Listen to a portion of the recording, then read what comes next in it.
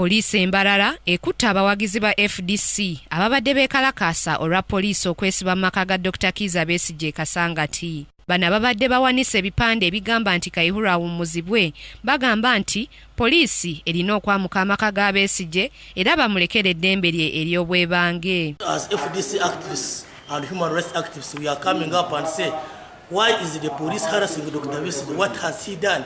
Is he not a Ugandan? Besigye as a Ugandan has a constitutional right to move around the country. Why is the police surrounding his home? Abawagizi bano bagambye nti Besigye yayamba abantu b'e Isingiro ng'abawa emmere okubawonya enjala kakutiya ebadde ebatta, naye poliisi n'erinnyirira enteekateeka zino. Bannayuganda bali bubi balumizibwa enjala ebatta, tebakkiriza Besigye kutambula yeyagalire mu ggwanga lye, so twagala poliisi bateekirina kyakukola egende erime.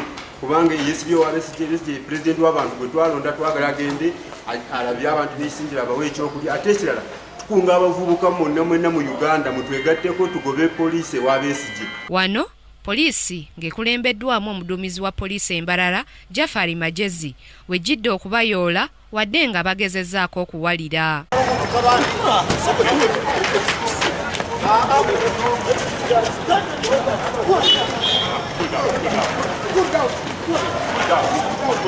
Poliisi ebasinzizza amaanyi ne batwala ku poliisi Mbarara nga biwala ttaka abasibiddwa mwe muli ahimbisibwa Ngom eyaliko omubaka wa Rampara n'abalala. Poliisi eganye okwogera ku nsonga eno. Grace Natali Kakoza, Kingdom TV, amalindirire. This is Kingdom TV.